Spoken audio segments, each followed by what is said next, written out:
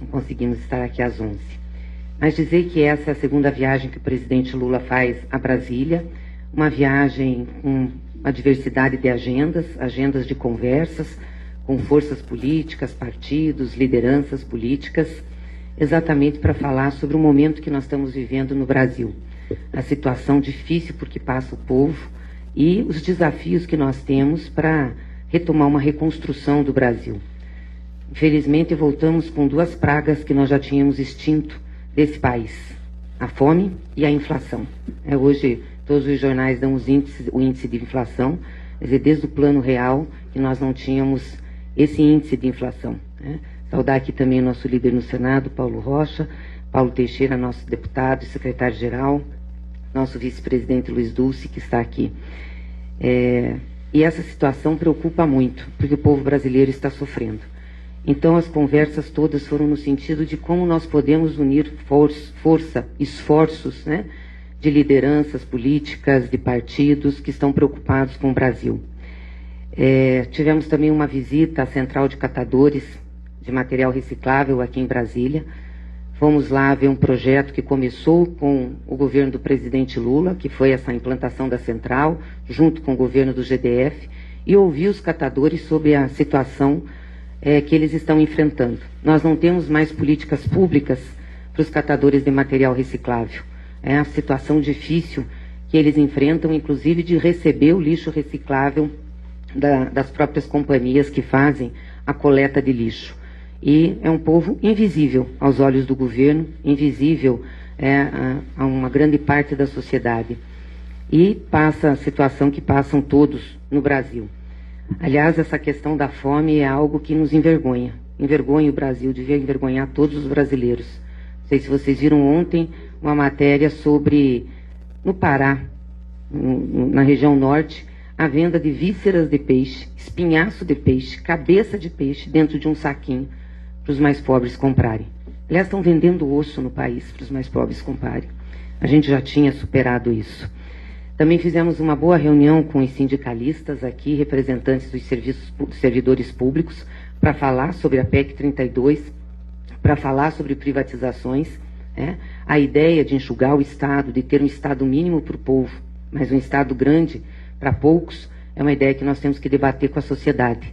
E nos posicionamos firmemente contra essa PEC 32, que é, na realidade, a criminalização do serviço público e dos servidores públicos. E fizemos hoje um encontro muito legal, 2 encontros muito legais, com pessoas que estavam ao nosso lado na luta pela liberdade do presidente Lula. Os Inoxidáveis, aqui de Brasília, um grupo de militantes, de companheiros que todas as quartas-feiras iam à frente do Supremo Tribunal Federal pedir a liberdade de Lula. E com um grupo que fez uma greve de fome de 26 dias, também pela liberdade do presidente Lula. E naquela época que foi feita, eles já alertavam que aquela greve de fome era também para impedir que a fome voltasse ao Brasil. E a fome voltou ao Brasil. Então, esses 2 encontros foram muito importantes para nós, porque essas pessoas, assim como aquelas que passaram naquela vigília em Curitiba, que durou 580 dias, gente de todos os cantos do Brasil, foi que nos deu força e nos deu alento naquele momento de dificuldade. E a gente fica se perguntando, por que raios essas pessoas, vindas de tanto lugar do Brasil, lideranças de movimentos sociais, pessoas da sociedade, fazem uma greve de fome, ficam 580 dias numa vigília, vão todas as quartas-feiras para frente do Supremo Tribunal Federal. Por que fazem isso? Para defender alguém que é corrupto? Alguém que é bandido? Não, porque elas sempre tiveram a certeza de que o presidente Lula era inocente. E esse é um tema muito importante para nós e muito caro. E foi por isso que nós lançamos o Memorial da Verdade. Eu acho que vocês já devem ter tido acesso, está no nosso site também. E nesse livrinho aqui, de uma maneira bem objetiva, foi coordenado pelo jornalista Ricardo Amaral, a gente conta a história da perseguição do presidente Lula e de todos os processos a que o presidente Lula foi submetido. E é importante fazer um registro aqui.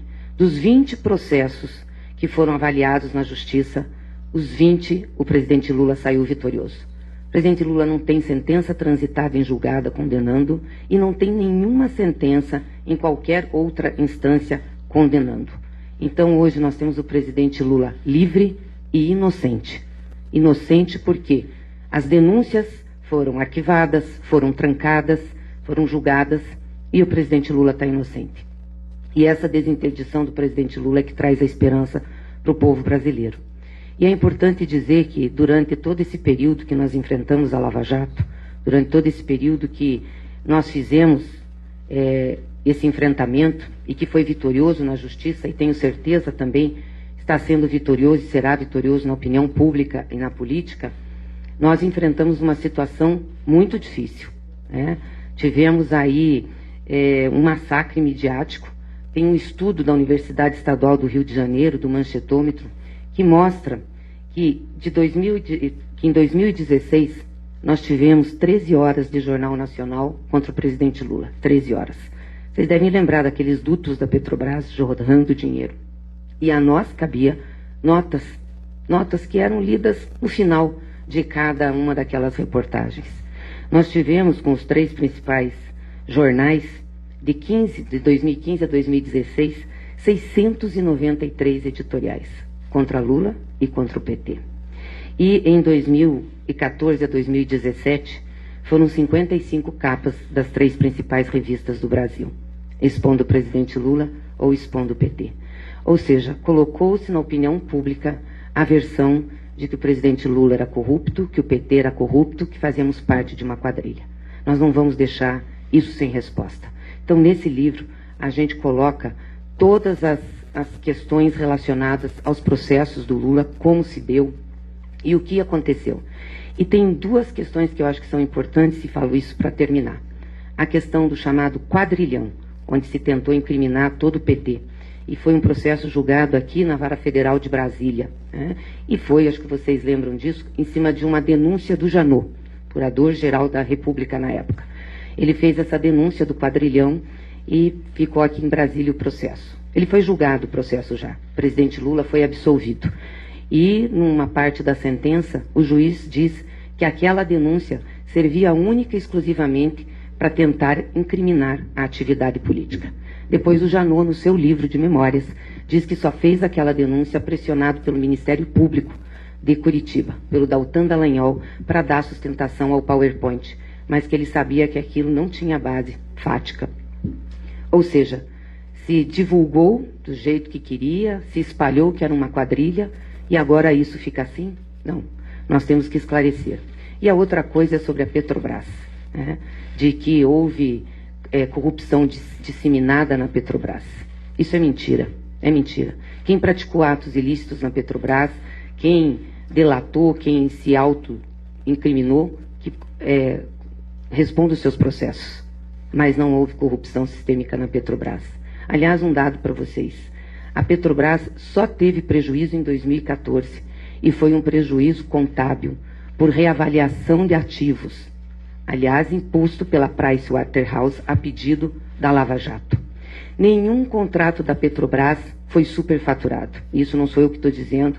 Quem diz isso são as auditorias feitas nos contratos. A Petrobras é uma empresa de capital aberto, opera, inclusive na Bolsa de Valores de Nova York, e precisa dessas auditorias. Então, tanto a interna como a externa mostra que os contratos estavam corretos. Portanto, não houve desvio de dinheiro da Petrobras.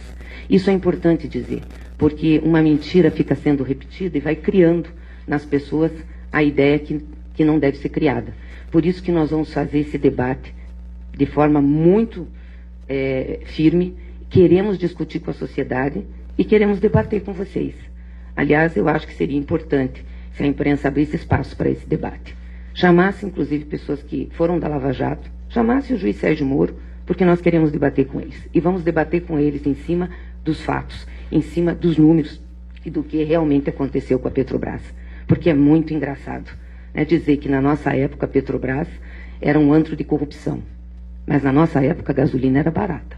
Na nossa época o óleo diesel era barato. Na nossa época o gás de cozinha era barato. Eu gostaria de saber como se explica hoje que a Petrobras é um brinco, o preço da gasolina, o preço do óleo diesel, o preço do gás de cozinha.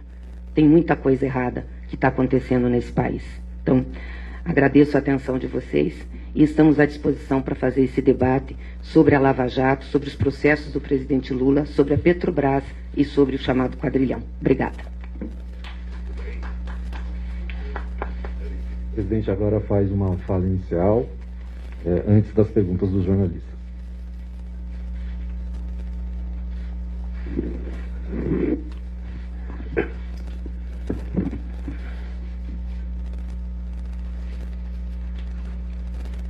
Eu acho que é possível tirar a máscara aqui. Você está a 1,5 metro de distância, você pode ir um pouquinho mais para lá, eu posso vir um pouquinho mais para cá.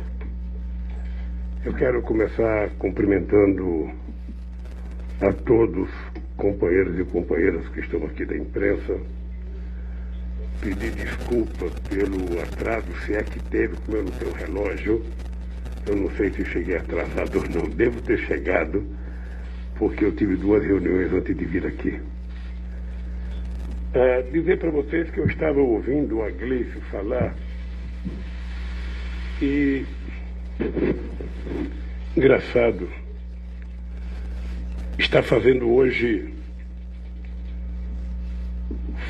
1 ano e 11 meses que eu saí da Polícia Federal.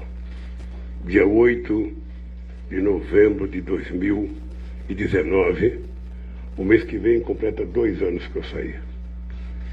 E eu já não lembrava de coisas que você falou, porque eu acho que o que aconteceu comigo não pode e não faz parte do que eu quero discutir sobre o Brasil daqui para frente. Eu, na verdade, o que eu esperava era uma coisa simples, que eu acho que não vai acontecer. Como a Operação Lava Jato teve encontro com todas as redações dos principais jornais do Brasil antes de começar a operação, teve reuniões com todas as redações das revistas antes de começar a operação, e visitou a Globo, a Bandeirantes, a SBT, a Record e outros meios de comunicação, e induziu a imprensa brasileira a esse erro histórico. Eu, na verdade, só esperava que um dia, aliás, o Noblar já escreveu isso 3 vezes, de que a imprensa pudesse reconhecer que foi enganada pela força-tarefa da Lava Jato, que foi induzida à mentira pelo Moro e que publicou apenas o que recebeu de informações. E muitas vezes, lamentavelmente, não levou em conta a defesa. Mas eu acho que quem está na briga que nós estamos para tentar reconstruir o Brasil deve fazer com que essas coisas, viu, Gleice, sejam as coisas do passado, que a gente esteja preparado para fazer o enfrentamento do debate, mas a gente precisa saber como é que a gente vai reconstruir esse país. Eu confesso a vocês que depois que eu deixei a presidência, dia 31 de dezembro de 2010, eu não esperava que o Brasil, 10 anos depois, fosse estar pior do que quando eu peguei o Brasil em 2003. Não esperava. Eu não esperava que a fome voltasse ao Brasil. Foi motivo de muito orgulho quando a ONU anunciou publicamente que o Brasil tinha saído do mapa da fome. Foi motivo de muito orgulho quando nos Estados Unidos e na União Europeia, com a crise do Lehman Brothers em 2008 e 2009, 100 milhões de pessoas perderam o emprego, e aqui no Brasil a gente estava criando 22 milhões de empregos formais com carteira profissional assinada. Foi com muito orgulho que a gente percebeu que o Brasil saiu da 12ª economia para a 6ª economia do mundo em 2008. Eu lembro que eu brincava com a França e com a Inglaterra que eles se preparassem, porque o Brasil ia correr atrás da Alemanha para que a gente virasse a 4ª economia do mundo. Foi com muito orgulho que a gente percebeu o reconhecimento das Nações Unidas quando utilizou o programa Luz para Todos para que a gente pudesse adotar como ensinamento de políticas públicas de governo para todo o continente africano. Foi com muito orgulho quando a ONU recomendou que o programa Bolsa Família, considerado o mais importante programa de inclusão social, fosse referência para todo o terceiro mundo. E é com muita tristeza que tudo o que nós conquistamos está sendo destruído. E começou a se destruir o respeito pelo salário mínimo, que foi criado em 1939 pelo Getúlio Vargas. Depois se destruiu a CLT, que foi criada em 1943 pelo Getúlio Vargas. E depois o desmonte das indústrias, que era a base do desenvolvimento e crescimento brasileiro, criado pelo Getúlio de 50 a 54. É com muita tristeza que um país de 215 milhões de habitantes, com a riqueza que nós temos, seja no solo e no subsolo, seja a riqueza que encontramos, sabe, a 7.000 metros de profundidade com pré-sal, seja a riqueza da nossa floresta tropical, seja a riqueza dos nossos 12% de água de Rio Doce, tudo isso não vale nada na mão de alguém que nunca se preparou para governar nem o conjunto habitacional que mora, se ele fosse síndico. Não se preparou, não se preocupa em governar, porque nós vivemos um momento em que nós temos um governo que não sabe fazer outra coisa a não ser provocar, a não ser contar mentiras todo dia pelo fake news. E vocês sabem que já foi divulgado fartamente pela imprensa que a média de mentiras por dia que ele conta são 5. Se fizer uma operação mais minuciosa, a gente vai perceber que chega de 8 a 10 mentiras por dia. É muito triste quando a gente tem um país que era respeitado no mundo inteiro. E eu tinha muito orgulho desse país ter virado protagonista internacional. Esse país era levado em conta pela China. Esse país era levado em conta tanto pelo Bush quanto pelo Obama. Esse país era levado em conta por toda a União Europeia. Esse país era levado em conta por toda a América do Sul, América Latina, Caribe, por todo o continente africano. Esse país hoje, para que o nosso presidente receba um presidente da República, ele tem que mandar buscar um presidente de Guiné-Bissau, porque ninguém quer vir ao Brasil, ninguém quer recebê-lo no seu país. Isso é motivo de tristeza. No momento em que o povo brasileiro mais precisa de um presidente, o papel do presidente é exatamente esse. É como se fosse um grande chefe de família. É como se tivesse a responsabilidade de manter a família em paz, a família em harmonia, a família com esperança de destrói. No dia 7 de setembro de manhã, ruge como um leão, e no dia 8 de tarde, mia como um gatinho, pedindo perdão com medo de todas as atrocidades que ele tem cometido nesse país contra as instituições. E mais grave ainda, um presidente da República que nunca fez um gesto de solidariedade a uma única pessoa vítima do Covid, e muito menos aos familiares das 600.000 pessoas que já morreram. Não tem um gesto, não tem um carinho, não tem uma solidariedade, não tem uma visita a uma sala para dizer: eu estou com vocês, estou preocupado com o nosso povo. Continua mentindo, continua tentando vender remédios ineficazes, continua fazendo propaganda contra a máscara, continua dizendo que o coronavírus não é o bicho-papão que a ciência diz que é, que a medicina diz que é, e continua sendo ironizado no mundo. Ele possivelmente tenha compartilhado com os milicianos dele que aquela foto dele comendo pizza em Nova York era uma coisa popular.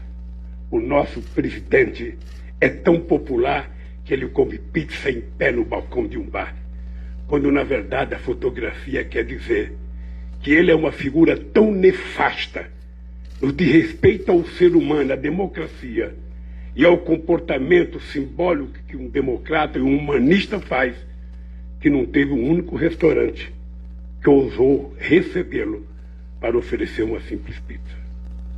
Então é nesse momento de vergonha, em que a gente vê a CPI denunciando todo dia, não sabemos se tudo vai ser provado na justiça, mas pelo que a gente tem acompanhado pela imprensa, também não sei se é tudo verdade, os que as pessoas falaram, mas é que você tinha uma quadrilha para mentir a respeito da venda de remédios ineficazes e para mentir a respeito da compra das vacinas.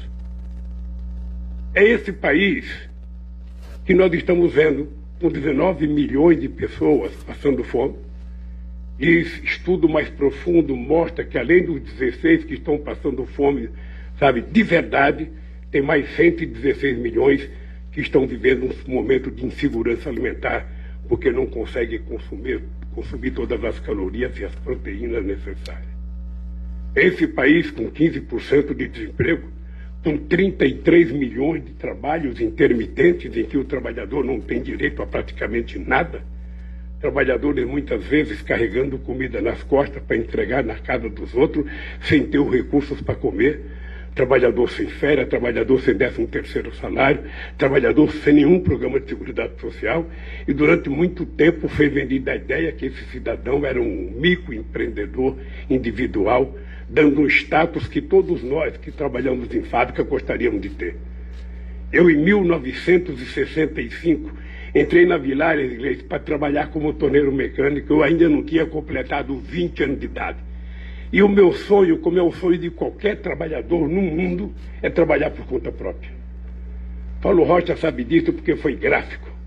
O sonho de qualquer trabalhador, quem sabe até o sonho de todos os jornalistas, era ter o seu próprio meio de comunicação, ter o seu blog, ganhar o seu dinheiro sem precisar ter o editor para mandar ele fazer as coisas, alguém para vetar a matéria que ele publica. Ou seja, esse é um sonho natural. E esse sonho foi alimentado com a mentira de que as pessoas estavam perdendo seus direitos porque iam ser microempreendedores, que tudo ia melhorar. É com muita tristeza que eu vejo as pessoas que criaram a ponte para o futuro para dar um golpe na presidenta Dilma Rousseff, as pessoas que prometeram acabar com a CLT, que ia melhorar a vida do trabalhador, não tem nenhuma explicação para o desastre da economia brasileira que nós temos hoje. Eu sou de um tempo em que a gente tinha empresários muito respeitáveis nesse país. Eu sou do tempo em que a indústria representava 30% do PIB brasileiro e não apenas 11% como hoje.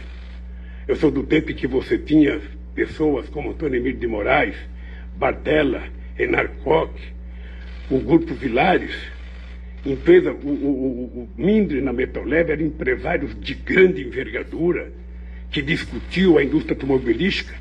Quando eu deixei a presidência, produzia 3.800.000 carros, está produzindo menos de 2 milhões agora. Ou seja, e qual é o símbolo do desenvolvimento hoje nesse país? Qual é o símbolo do crescimento econômico desse país? Esses dias eu vi um papel vejatório do grande empresário brasileiro chamado Velho da Van. É muito triste para um país com a vocação de desenvolvimento que tem o Brasil. Um país com um potencial de riqueza minerais que tem o Brasil. Um país que não tem contencioso internacional e, portanto, esse país mantinha relações extraordinárias. A gente não pode nunca esquecer. E vocês se lembram que quando eu era presidente, quando a gente chegou à exportação de 100 bilhões de dólares, a gente colocou um contêiner pendurado na frente do Ministério da Minas e Energia. Nós pegamos com menos de 100 e chegamos a 500 bilhões de dólares no fluxo de comércio exterior, mostrando o potencial extraordinário que tinha de crescimento desse país para exportar commodities, mas também exportar produtos manufaturados de grande valor agregado, porque essa deve ser uma vocação. Nós vivemos um momento em que não se fala mais de política industrial, a palavra de desenvolvimento não existe mais, a palavra crescimento econômico não existe mais, a palavra distribuição de renda não existe mais, a palavra aumento de salário não existe mais. Nós vivemos um país onde tudo depende da sorte, do Deus dará. Porque o presidente fala que não entende nada de economia, que não entende nada de desenvolvimento, que não entende nada de ciência e tecnologia, que não entende nada de educação, porque está destruindo o ProUni, está destruindo o FIES, está destruindo tudo que nós investimos em ciência e tecnologia. E hoje eu fiquei sabendo que o dinheiro da ciência caiu mais um pouco e vai ter apenas 98 milhões. Significa que a possibilidade que a gente tinha de formar milhares de jovens, meninas e meninos no exterior, para que eles pudessem dar a este país competitividade internacional, qualidade na produção desse país, essa gente está proibida de estudar. E para terminar, hoje eu vi mais uma coisa patética do presidente, dizendo que é preciso preparar a nação, porque o ano que vem vai ter desabastecimento. E ele já encontrou o culpado, a China. Ele tem que saber que quase todos os produtos agrícolas, o feijão vai em 90 dias, o milho vai 18 meses, ou seja, 6 meses, ou seja, tudo você pode plantar em menos de um ano. Então, ao invés de ele falar que vai ter desabastecimento, ele deveria estar apresentando, junto com os produtores rurais desse país, junto com a Embrapa, um programa de aumento da produção agrícola nesse país, sobretudo daqueles produtos que são produzidos quase na sua maioria pelas propriedades de até 100 hectares, que é quem produz os alimentos que nós comemos nesse país. Não, e ele joga a culpa em cima do fertilizante. Talvez ninguém tenha dito para ele que foi desativada as indústrias de fertilizante que nós tínhamos nesse país, inclusive a fábrica de ureia que a gente estava criando em 3 Lagoas, no estado do Mato Grosso do Sul, e a fábrica de amônia que a gente estava criando em Uberaba, em Minas Gerais. Tudo foi desativado e o que não tinha foi vendido, porque nunca levou em conta efetivamente essa questão agrícola com seriedade. Esse país que hoje ele inclusive encontrou um novo culpado para o aumento de gasolina, agora é o Lula. O Lula é culpado pelo aumento da gasolina porque há 12 anos atrás eu resolvi fazer a refinaria Abreu e Lima lá em Pernambuco. E eu só queria terminar dizendo, você sabe que não existe nenhuma razão para que o preço do combustível brasileiro e do óleo diesel e do gás seja internacionalizado. Nenhuma razão. Nós somos autossuficientes. Nós tínhamos refinarias de muita qualidade. Nós tínhamos construído os gasodutos necessários nesse país. Nós tínhamos melhorado a qualidade do nosso óleo diesel e da nossa gasolina. Nós saímos de 500 ppm para 50 ppm, que era um padrão europeu, e tudo isso foi desmontado. E foi dito que era preciso colocar o combustível com o preço do mercado internacional, porque, na verdade, é preciso atender aos interesses dos acionistas de Nova York, em detrimento aos consumidores e aos trabalhadores e ao povo brasileiro. Dito isso, eu quero dizer para vocês que nós estamos começando daqui a 2 meses um novo ano, um ano eleitoral, em que a gente vai poder brigar muito para que a gente possa consertar esse país. Esse país haverá de ter juízo suficiente para que no dia das eleições eleja alguém que respeita a democracia, que goste da democracia e que exercite a democracia nos seus atos cotidianos, seja quem quer que seja, alguém que tenha no mínimo sentimento, alguém que tenha um sentido de humanista, alguém que tenha um mínimo de solidariedade, alguém que pense um pouco com o coração e pense nesse país e pare de falar bobagem. Um homem não casa com uma mulher e não pensa em construir família para falar bobagem. Um presidente não ganha as eleições para falar bobagem. Ele deveria fechar a boca e governar esse país, como tantos outros já governaram. Então, eu quero que vocês saibam que daqui para frente eu vou viajar muito esse país, Estou pedindo a Deus que a gente possa logo ter uma recomendação da ciência para que a gente possa tirar a máscara. Assim as pessoas poderão ver a minha beleza e ver que quando eu falo que tenho 76 anos de idade e energia de 30, é verdade. E me colocar à inteira disposição para as perguntas de vocês. Tá? Estou à inteira disposição para as perguntas. Por favor, pergunta o que quiserem, da forma que quiserem. Só não vamos dizer aquele jeitão, curta e grossa. Curta pode ser, mais grossa não, que não é bom nem para mim nem para vocês. Boa tarde, presidente. Boa tarde a todos. Luciana, eu sou do portal Metrópolis. Presidente, eu gostaria... O senhor tem recebido algumas críticas, inclusive de aliados, que consideram, por exemplo, um erro falar atualmente, nesse momento, sobre a regulação dos meios de comunicação. E aí eu gostaria que o senhor falasse sobre esse projeto, quais são as intenções desse projeto. E, além disso, eu gostaria de saber uma outra coisa. O senhor também tem sido criticado por encontrar aí com pessoas do MDB.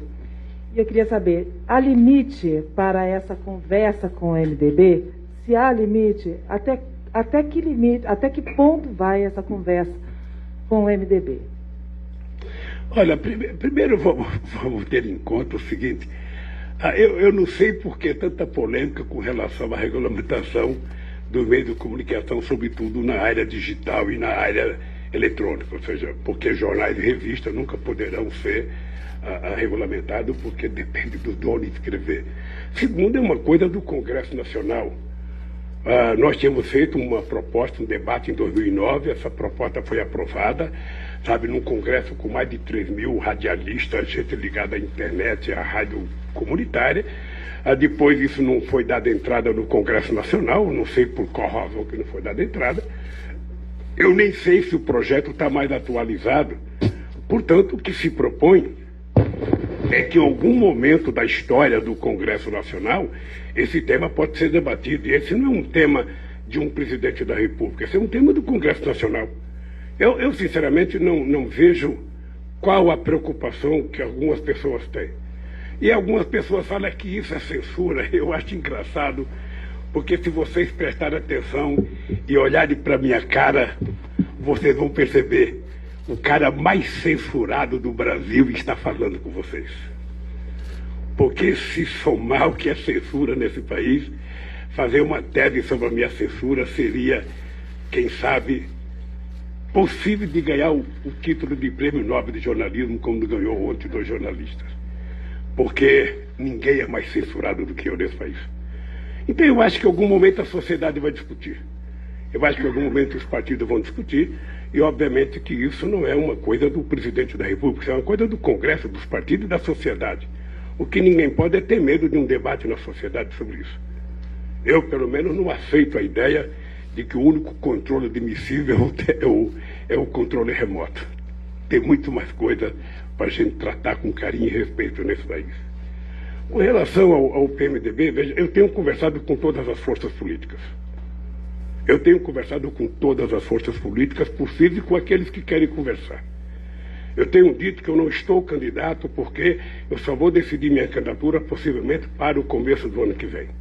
E eu sei que quando eu falo que eu não estou candidato, é difícil vocês acreditar, vocês, por debaixo da máscara, vocês riem com os olhos, como diz o Stuquinha, sabe? Porque é impossível alguém que tem 2% quer ser presidente e alguém que tem 40% não quer. Mas é verdade. Eu ainda não decidi, porque eu vou decidir no momento adequado. E eu vou conversar com todo mundo. Eu estou numa fase de conversar com o partido político, de conversar com movimentos sociais. Em algum momento eu vou conversar com os empresários, vou conversar com intelectuais e vou conversar com a sociedade brasileira. Porque consertar esse país não é tarefa de um partido político.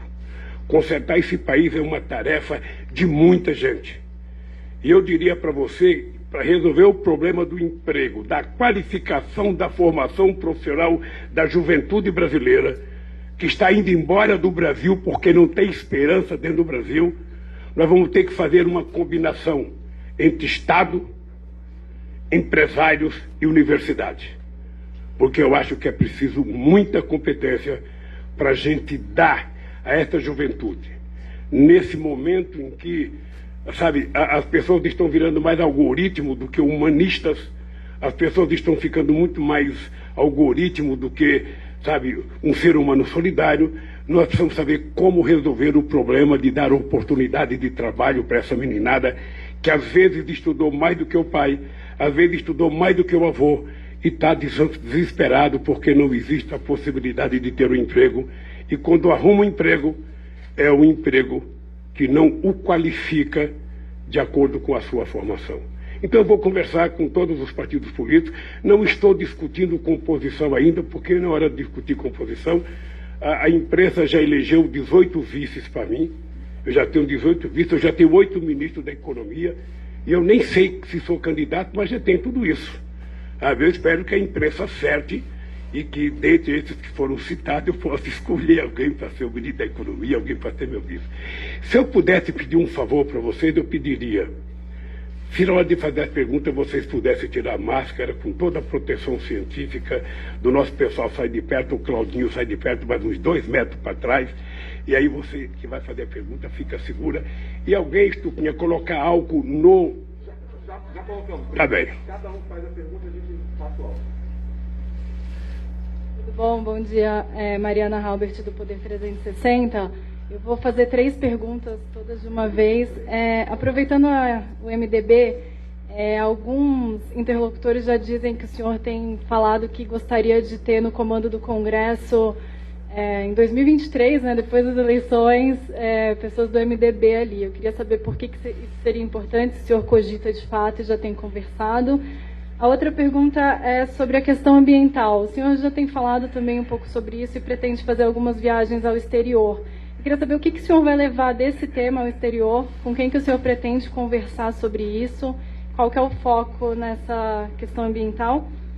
E a terceira, né, os senhores falaram no início sobre a narrativa da Lava Jato e que é importante trazer outra narrativa para a campanha. Eu queria saber como que o senhor vai colocar isso para o eleitor a ponto de convencer quem, enfim, não pretende votar nesse momento no senhor nem no presidente Bolsonaro, como que o senhor vai convencê-los sobre essa questão da Lava Jato? Obrigada. Eu vou começar pela última. Veja, eu já fui candidato em 82 a governador de São Paulo, em 89 a candidato a presidente da República, em 94, em 98, em 2002, em 2006.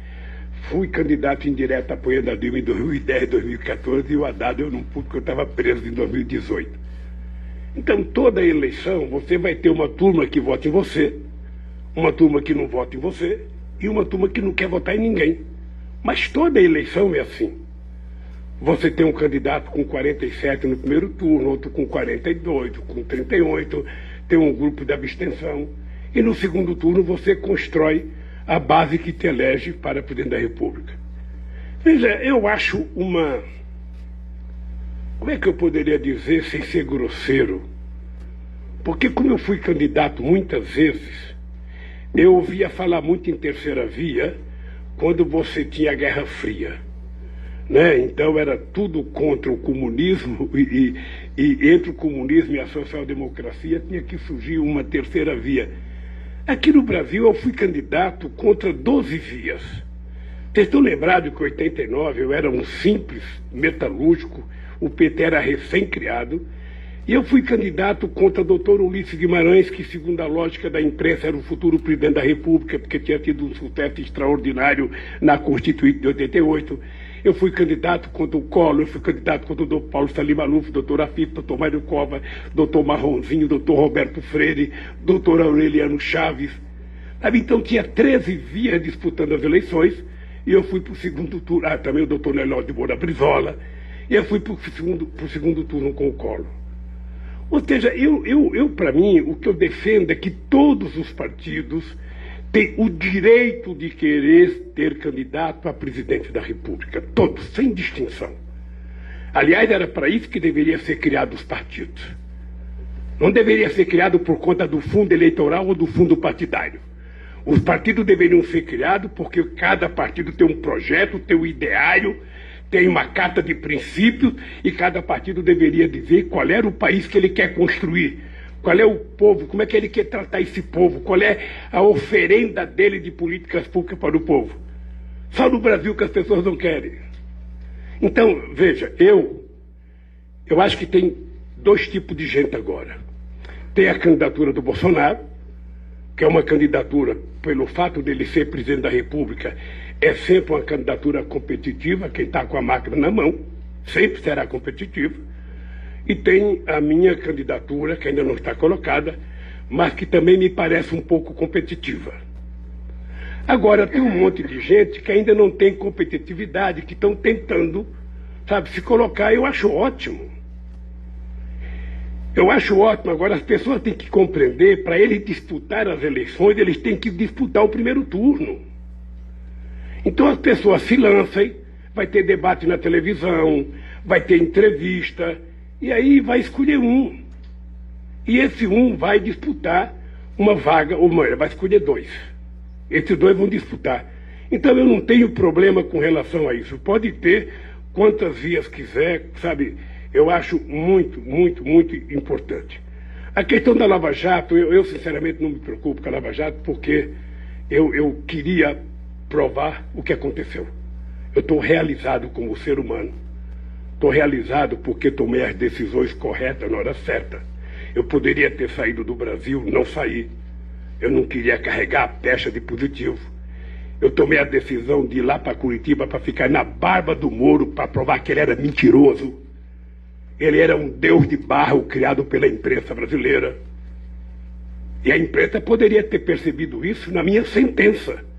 Porque a sentença, o crime que eu cometi, é um fato indeterminado. Nem ele sabia que crime que eu cometi. E vocês estão lembrados que na primeira audiência que eu fui com o Moro, eu disse para o Moro, isso está gravado. Eu disse, isso não é fake news, isso não é coisa, sabe, de hacker, não.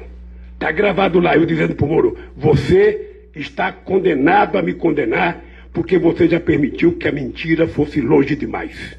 E aconteceu o que eu previ. Então, eu não vou discutir Lava Jato, não vou discutir isso, na minha vida acabou. Eu só tenho que tirar lição, sabe, tirar proveito do que aconteceu em benefício desse povo, porque embora eu tenha ficado 580 dias na cadeia, eu tenho certeza que muita gente em liberdade sofreu mais do que eu, passou mais fome do que eu, dormiu pior do que eu, sentiu mais frio do que eu. Então eu não posso, sabe, não estou preocupado. Quem tem que dar explicação sobre a Lava Jato é quem construiu a mentira. E quem construiu a mentira foi a força-tarefa da Lava Jato, mais o juiz Moro. Eles construíram uma mentira, venderam para a imprensa como se fosse verdade. O que eles falavam não era nem questionado pela imprensa para pedir resposta para a defesa. E agora eu só queria que a imprensa dissesse, olha, queremos pedir desculpas ao Lula. Eu sei que é difícil, porque a palavra desculpa é preciso ter muita grandeza para falar. A palavra perdão é preciso ter muita grandeza. Quem não tem grandeza não sabe pedir. E dizer o seguinte, eu quero pedir desculpa ao presidente Lula, porque nós fomos induzidos à mentira pela força-tarefa, pelo Dallagnol, pelo Moro, sabe? E agora provou, sabe, que eles, na verdade, é que era uma quadrilha. Ficaria tudo bem, eu ficaria em paz, sabe? O jornalista que falou também dormiria em paz, não ia carregar uma mentira pro resto da vida, sabe? Então é isso. Eu estou muito tranquilo com relação ao que já aconteceu com a Lava Jato. E queria também dizer para você, acho que eu vi ontem na imprensa que eu estava querendo, eu já escolhi quem vai ser o presidente da Câmara e quem vai ser o presidente do Senado. Eu não tenho nenhum curso de cientista político, eu não sou um cara formado, sabe, em filosofia, em sociologia, mas deixa eu dizer uma coisa para vocês. Pobre do presidente da República que se meter a interferir nas eleições do presidente da Câmara e do presidente do Senado. São duas instituições autônomas. O presidente da República não tem que tentar eleger ninguém. Ele tem que conviver democraticamente com quem foi eleito. Não é de direito ou de interesse do presidente eleger o presidente que eu gosto. Quem tem que gostar do presidente da Câmara, do presidente do Senado, são os deputados. Eles é que votaram, eles que vão conviver, não o presidente da República. Da mesma forma que os deputados não escolhem o ministério, o presidente não pode escolher o presidente da Câmara nem do Senado. Se a gente respeitar isso, a gente vai governar esse país com muita tranquilidade. É só respeitar isso. Então, o Poder Judiciário não pode ficar falando de política todo dia. O Poder Judiciário não pode ficar dando sentença pela televisão. A sentença tem que ser dada em função dos autos do processo. Nós temos países em que um ministro da Suprema Corte, ninguém sabe quem é o voto dele. Ele vota e acabou. Aqui no Brasil, as pessoas fazem o voto publicamente como se tivesse uma Assembleia. Isso não é saudável. E eu acho que todas as pessoas sérias na Suprema Corte sabem disso. Da mesma forma que o poder legislativo não pode ficar judicializando a política. Sabe, o cidadão manda um projeto para a Câmara, ele pede, ele corre para o Poder Judiciário. Ele é o primeiro a desrespeitar a política que ele tanto acredita. Então, se cada instituição cuidar do seu papel, esse país volta à normalidade e tudo vai ser bom, como foi em outros momentos nesse país. E as pessoas têm que respeitar o Poder Executivo. Eu não sei se vocês estão acompanhando com atenção o que está acontecendo no Congresso Nacional. Vocês já perceberam que o Bolsonaro não governa esse país? Vocês já perceberam que quem está governando o país é de um lado o presidente da Câmara, do outro lado o presidente do Senado? Que as emendas impositivas e as emendas tal do orçamento secreto do relator é que está fazendo com que os prefeitos não conversem mais com governadores, os prefeitos vão direto nos deputados e nos senadores. Vocês já se deram conta da gravidade que está acontecendo nesse país, onde o presidente não tem nenhuma força sobre o orçamento? Ele não o executa. Eu gostaria que vocês se dedicassem um pouco para avaliar o que está acontecendo. Porque eu nunca vi isso em todo o tempo de república desse país. O Congresso é o Congresso, o Executivo é o Executivo e o Judiciário é o Judiciário. Agora me parece que tudo tem está tudo atropelado, é como se tivesse tudo no liquidificador disputando o mesmo espaço. Eu acho que é preciso acalmar, redefinir o papel de cada um. A Câmara e o Senado legislar corretamente. O presidente da República, executar e administrar corretamente. E o Poder Judiciário julgar cumprindo aquilo que está na Constituição, porque ele é o garante da Constituição. Se a gente voltar a essa normalidade, vocês vão perceber que uma boa parte dos graves problemas desse país terminam.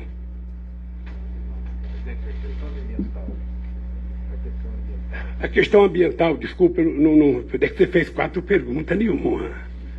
Você é esperta, você, disseram que era 8 perguntas. Quando a gente vai atender agora o movimento social, antigamente é o seguinte, vai falar 3 pessoas. Agora, cada pessoa participa de uma decisão coletiva. Então, cada pessoa tem mais 4 para falar.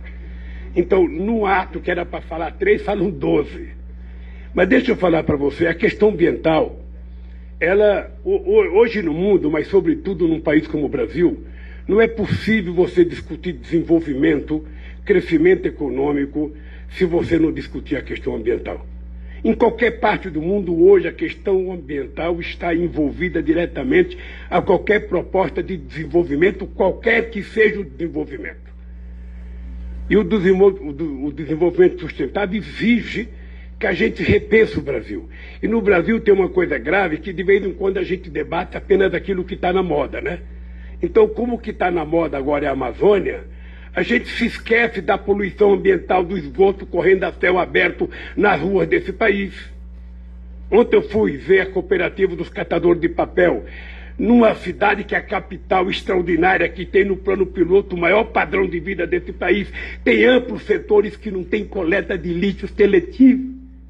As pessoas colocam tudo junto no saco para ir para a cooperativa para as pessoas poderem separar. sabe? É comida orgânica com papel higiênico. Não tem sentido.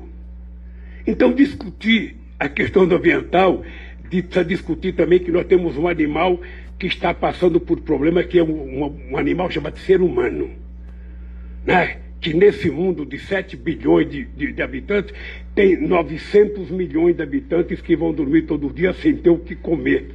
Se eles não têm o que comer, significa que a água potável é rara, significa que a qualidade da comida é zero, significa que não tem coleta de esgoto, não tem tratamento de esgoto. Sabe? Então, pensar na questão ambiental é pensar em muito mais do que isso.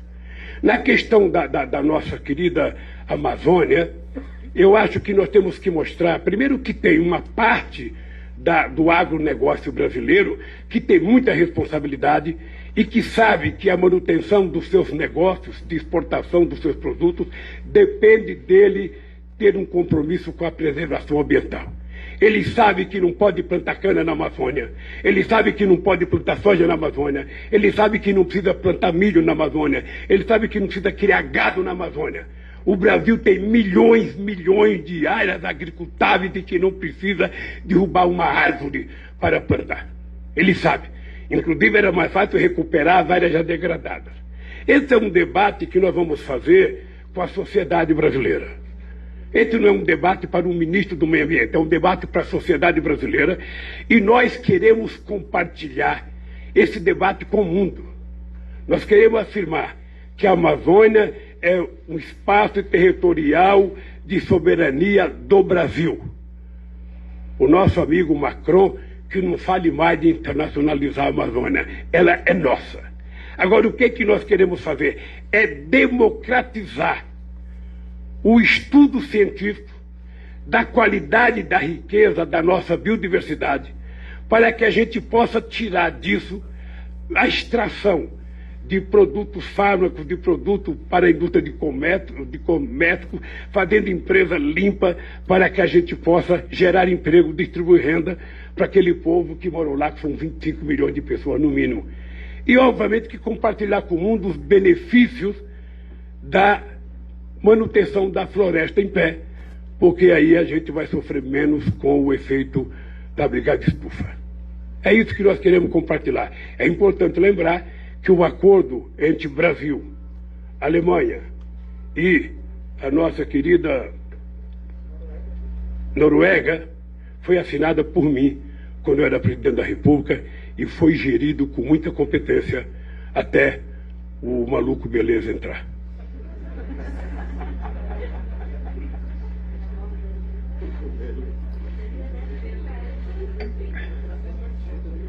Bom dia, presidente. Bom dia. Tereza Cruvinel, Portal Brasil 247. Presidente, em 2002, quando o mercado embarcou na narrativa do risco Lula, o senhor respondeu com a carta ao povo brasileiro e aquela pactuação de honrar contratos, respeitar contratos, quebrou resistências e abriu caminho para a sua candidatura. Hoje, quando as pesquisas lhe atribuem até a chance de vencer em primeiro turno, nós vemos o seguinte: alguns atores dessas elites econômicas reconhecem qualidades do seu governo, o Delfim Neto, o Maelcio da Nóbrega, que você fez um ótimo governo, etc. Mas nós estamos vendo resistências aí de setores do mercado, das elites. Até o presidente da Natura disse anteontem que Bolsonaro Bolsonaro é inaceitável, o senhor é indesejável. O senhor está com um projeto, uma plataforma de reconstrução nacional que naturalmente necessita de pactuação também com as elites econômicas desse país. Qual é a sua proposta, a sua carta ao povo brasileiro do momento atual, Qual a sua proposição quando, você diz que é em janeiro, for conversar com os empresários? Como responder a essas resistências? E aproveitando aí o precedente das 4 perguntas, se o senhor puder me dizer que o pessoal está dizendo que o apoio à sua candidatura não está assegurado e a gente sabe que isso se deve à questão São Paulo. Você está disposto a deslocar Fernando Haddad para uma candidatura ao Senado e apoiar Boulos para viabilizar essa aliança com o PSOL? Obrigada. Olha, eu sempre faço uma analogia da política com o futebol. Sempre o jogador que está no banco de reserva, ele fica chateado quando o técnico escala outro, porque ele fica sentado achando que ele deveria estar no lugar do outro. Na política é a mesma coisa.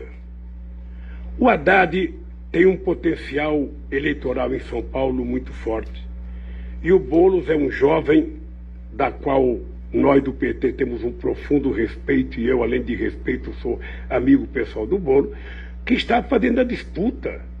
E no momento certo a gente vai saber quem é que deve então assumir o posto de candidato ao governador de São Paulo. Não precisa ter pressa. Cada um faça a sua campanha, cada um tente trabalhar, cada um faça o debate. No momento a gente vai sentar junto e vai aferir, porque a nossa relação com o PSOL é de muita qualidade. Sabe? Então isso não me preocupa. O que eu quero nesse instante é que o Boulos vier ajustado defendendo a sua candidatura, que o Haddad vier ajustado defendendo a sua candidatura. Em algum momento a gente vai fazer a aferição. A segunda coisa é a questão do indesejável. Eu sinceramente, eu acho que as pessoas de boa fé e as pessoas minimamente inteligentes nesse país sabem que a melhor carta que eu posso assinar ao povo brasileiro é eles lerem o que aconteceu na economia brasileira quando eu fui presidente da República. O cidadão que eu não conheço, ele disse que eu sou indesejável porque eu quero um Estado forte. E quero. É importante que cada jornalista, que cada eleitor, que cada adversário saiba: eu quero um Estado forte, porque somente um Estado forte é capaz de acabar com a miséria nesse país. É capaz de não ter medo de fazer casa popular subsidiada para o povo que está desempregado e para o povo que ganha pouco. Eu quero um Estado capaz de manter o SUS e melhorar o SUS. Porque o SUS, que era tão tripudiado antes da pandemia, agora está endeusado por quem tripudiava ele. Mas o SUS é uma coisa extraordinária. Então eu não quero um Estado empresarial. Eu quero um Estado com força para que ele seja o indutor do desenvolvimento. O indutor. O Estado que não tenha preocupação de fazer dívida para investir num ativo produtivo para esse país. Um Estado que não discuta se vai financiar a educação porque é gasto. Tem que financiar a educação. Um Estado que cuide das pessoas, sabe, sem se preocupar com os gastos de cuidar das pessoas. Então, quando o rapaz da Natura fala isso, eu, cidadão, só posso pedir a esse cidadão, ele já nasceu com outro candidato e não vou perder tempo de conversar com ele, porque com a cabeça dele eu não quero ser candidato dele. Eu quero que ele divulgue bastante coisa contra mim, porque é esse Estado socialmente justo que eu quero criar nesse país. Sabe? E nós já tivemos, eu já provei que é possível. Aliás, eu já provei, Tereza, eu disse já outro dia, a solução do Brasil está no fato de você colocar o pobre no orçamento da União, no orçamento do Estado e no orçamento da cidade, e colocar o rico no imposto de renda para ele aprender a pagar imposto sobre juros, e sobre lucros, sobre dividendos. Então, é muito tranquilo. Eu sou a única pessoa que as pessoas podem saber o seguinte: eu não preciso prometer. Eu fui o único governante que durante 8 anos, participando do G8 e de G20, o Brasil foi o único país que cumpriu meta de superávit primário todos os anos. Porque, para mim, responsabilidade não precisa ter lei. Responsabilidade é uma coisa que você traz dentro de você. Então, Tereza, não precisa carta para o povo brasileiro. Eu tenho um legado. O legado que eu deixei para esse país vale umas 500 cartas para o povo brasileiro. O rapaz que falou que eu sou indesejável devia ler. Aliás, ele devia ver quando é que ele cresceu no meu mandato. Ele deveria dizer o que era a Natura antes de eu chegar na presidência e o que ela virou, sabe, no meu governo. Aí, quem sabe, ele fala: não, esse Lula é bom. Ele deveria falar que no Obama: esse Lula é o cara. E pedir desculpa para mim e votar em mim. Quem sabe ele faça isso um dia. Mas se não fizer também, eu vou gostar dele, porque eu não gosto das pessoas que votam em mim. Eu gosto das pessoas como elas são. Se gostar de mim, ótimo. Se não gostar, ótimo. Sabe, eu estou naquela fase, Tereza, que eu gosto de todo mundo. esse coração apaixonado pela Janja agora tem espaço para eleitores sem pedir a que partido está o eleitor. Eu quero é conversar com o povo brasileiro, porque é o povo brasileiro que vai me ajudar a consertar esse país. É isso, querida.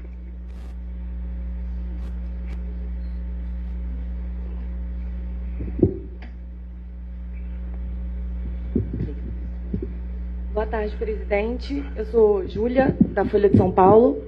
Eu queria saber se o senhor pretende ir aos protestos do dia 15 de novembro, que estão sendo organizados pela oposição, e por que o senhor não foi aos atos anteriores, se isso não pode dar uma sinalização de que, na realidade, o senhor não apoia o impeachment do presidente Bolsonaro e pode enfraquecer a mobilização. Obrigado pela pergunta. Eu estava esperando essa pergunta. Era necessário, veja, dizer que o PT é contra o impeachment é de uma insanidade. A pessoa que fala que o PT é contra o impeachment poderia perguntar por que o Lira não coloca em votação. Não é a Gleisi Hoffmann que pode colocar em votação. Ela está magrinha de tanto gritar impeachment fora Bolsonaro.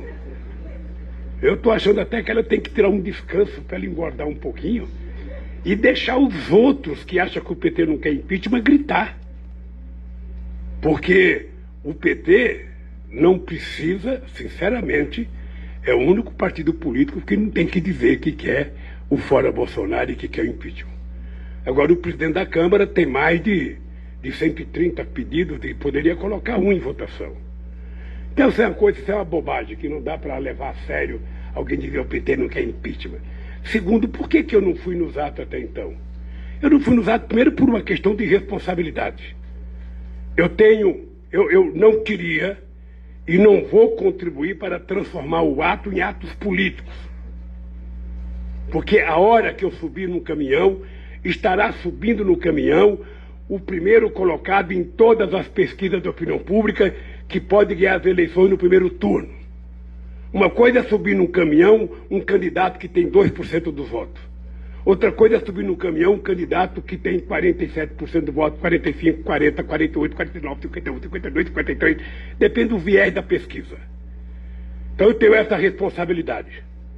Porque quando eu subir no caminhão, não é para descer mais. Segundo, eu tenho 4 ministros da saúde. Eu tenho o Tamporão, tenho o Quioro, tenho o Humberto Costa e tenho o Padilha. Todas figuras excelentes. E é eles que falam, presidente, o senhor não deve ir. Enquanto não houver segurança científica, o senhor já tem 75 anos de idade, o senhor está na área de risco, então o senhor não deve ir. E não vai fazer falta porque o senhor estará representado pela presidenta Gleisi Hoffmann, pelo companheiro Fernando Haddad e por tantos outros militantes do PT. Então eu não vejo por que ir. Quando eu decidi ir, você vai fazer uma pergunta para mim depois. Ô presidente, por que você vai em tanto palanque? E eu vou dizer porque eu gosto. Eu estou com muita vontade de ir, mas eu estou realmente com cuidado. Estou com muito cuidado. E não sei se eu vou dia 15, não sei. Vai depender das circunstâncias e do momento. Eu só estou te dizendo que quando eu for, eu não sairei mais do palanque. Por quê? Porque quando eu for, significa que a gente vai poder fazer comício. E se puder fazer comício, eu vou voltar a andar pelo Brasil. Tem um pequeno problema ainda que eu não queria antecipar, já que você perguntou, vou antecipar. Possivelmente eu tenho uma viagem que eu tenho que ir a Berlim, eu tenho que ir a Bruxelas, eu tenho que ir a Paris, eu tenho que ir a Madrid. São encontros que estão sendo marcados, encontros que são no Parlamento Europeu, encontro que eu vou receber um prêmio na França, enquanto que eu vou conversar com o SPD, que acaba de ganhar as eleições na Alemanha, enquanto que eu vou participar de um debate no meu país com empresários espanhóis, sabe, encontros que eu talvez visite o primeiro-ministro Pedro Sanches. Então eu estou nessa fase de preparar isso. Sabe, se a minha viagem for depois do dia 18, eu participarei do dia 15. Se ela for antes do dia 18, eu não participarei, mas deixarei a Gleisi Hoffmann com minha representante mó para falar em meu nome. Ela vai ser minha carta nesse ato.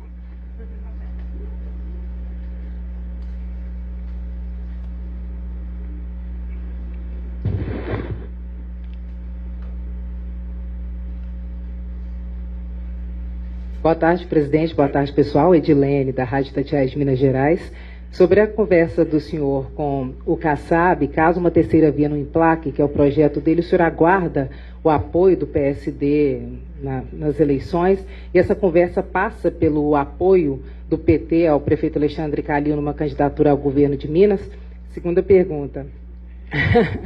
O senhor disse no encontro com os parlamentares, eles saíram dizendo isso, que o senhor está insistindo em um discurso de ter uma bancada forte, fazer uma base forte. Com a criação do União Brasil, que é a fusão entre o PSL e o DEM, a manutenção das coligações, como é que o senhor vê esse cenário?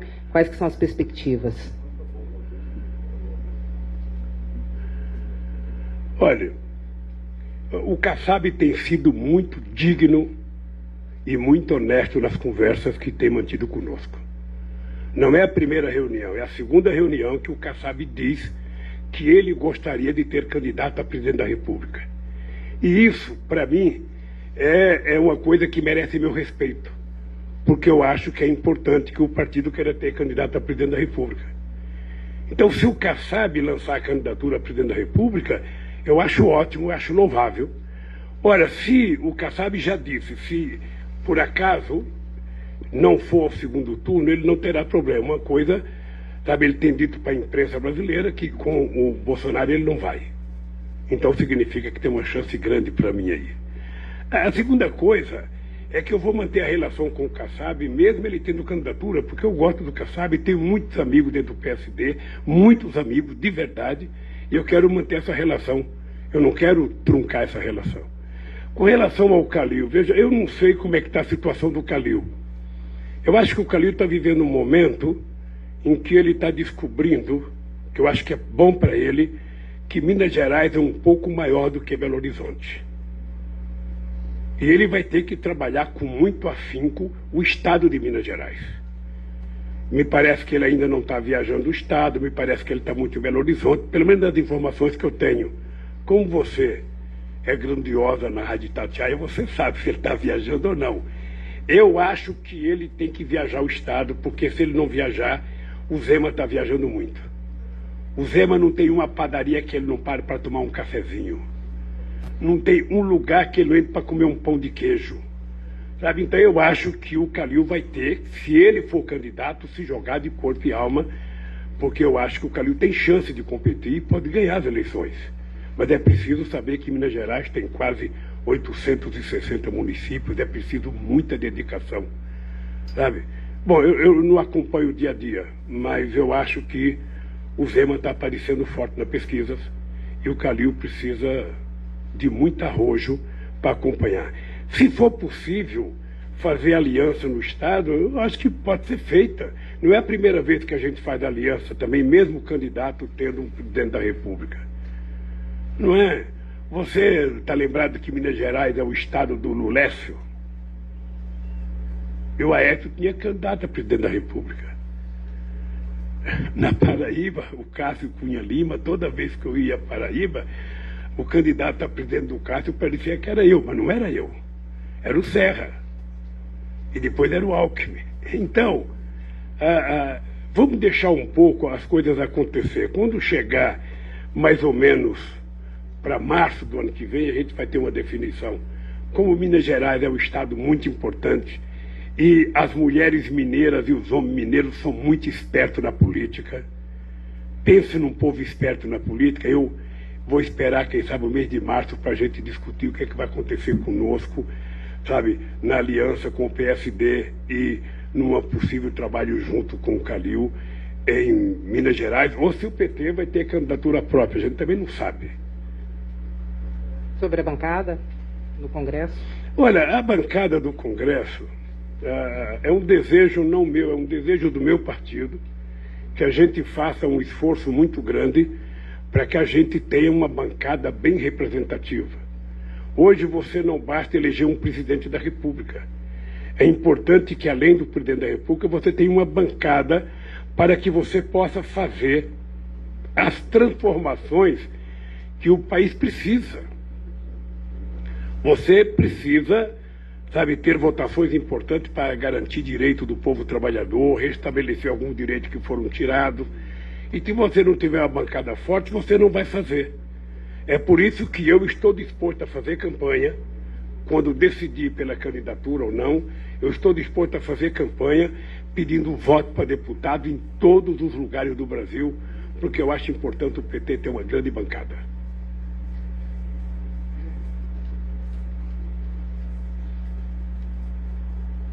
Boa tarde, presidente. Eu sou Afonso, repórter do El País. Tem uma discussão entre a oposição ao governo sobre a união, ter uma unidade entre esses opositores para defender o impeachment. Só que a gente viu no último protesto que um dos pré-candidatos, o Ciro Gomes, foi vaiado por parte desses opositores. A minha dúvida é, como é que se pode chegar a essa união, tendo esse confronto contra um dos nomes, e se o senhor tem alguma agenda prevista com o Ciro, uma tentativa de reaproximação do candidato? Deixa eu fazer uma contra-pergunta para você. Você, em algum momento, viu eu criticar o Ciro Gomes? Você já viu alguma notícia minha fazendo críticas ao Ciro Gomes? Não faço. E mesmo quando o Ciro Gomes faz crítica a mim, eu acho normal. Porque se ele quiser disputar as eleições para ganhar, ele tem que criticar o Bolsonaro e criticar a mim, porque senão ele não vai a lugar nenhum. Então tudo isso eu trato com muita delicadeza e com muito respeito. Pode ficar certo que eu não vou, durante todo o processo de campanha, responder às ilações que o Ciro faz com relação a mim. O Ciro foi meu parceiro, ele me ajudou a governar. Sabe? Ele participava da comissão de crise junto com o Márcio Tomás Batlló, junto com a Dilma Rousseff, junto com o Gilberto Carvalho. Se ele está falando o que ele está falando, é porque ele acha que isso vai dar voto para ele. Eu não sei se vai dar, mas eu não vou responder. A segunda coisa, gente, só não foi vaiado nesse país quem não subiu o palanque. Eu já fui vaiado muitas vezes. Nós temos que gostar das vaias do mesmo jeito que a gente gosta do aplauso. Por que só é importante o cara que bate palmo e não é importante o cara que fala para você? Quem participou das campanhas das diretas sabe que todo mundo era vaiado em cada estado brasileiro. Quem participou do movimento sindical de assembleia sabe quando você propõe o fim de uma greve, você é vaiado. O mesmo trabalhador que te apoiou e te aplaudiu às 10 horas da manhã te dá uma vaia às 5 horas da tarde. E você não pode fazer disso uma profissão de fé, de achar ruim. Ah, não, isso é político. Não, isso é democrático também. O Ciro tem que saber o que ele falou para mexer com aquelas pessoas que estavam lá. Ele deve ter falado alguma coisa que as pessoas não gostaram. Eu, quando fui criar a CUT, meu caro, eu fiz um discurso de meia hora em de vaia. E não parei de falar. Eu falei. E conseguimos aprovar a criação da CUT. Então não vamos ficar preocupados com uma vaia que aconteceu na Avenida Paulista por um grupo de pessoas, porque não foi a totalidade das pessoas que vaiaram o Ciro. Ao invés de a gente ficar preocupado com quem vaiou, se preocupe com o que o Ciro falou a semana anterior. Vamos nos preocupar um pouco com o que ele falou na semana anterior, ver se ele mexeu ou não com as pessoas que estavam lá. Sabe? Então, companheiros, é o seguinte, a gente não pode diminuir a importância do ato porque houve um incidente de pouca gente vaiando o Ciro Gomes. Que não foi só em São Paulo, foi no Rio de Janeiro também. Possivelmente pelas mesmas razões. Sabe? Mas eu tenho certeza. Imagina se eu estivesse no palanque, então. As pessoas iam achar que era eu que estava incentivando a fazer isso. Ainda bem que eu não estava. Senão você ia falar, o Lula estava lá pedindo para vaiar, não estava. Então eu, sinceramente, eu não conversei com ninguém. A Gleice acho que nem viu, porque não foi aonde ela estava. Sabe? Mas eu acho que isso não pode diminuir a importância do ato. O Ciro é uma figura pública importante para o Brasil.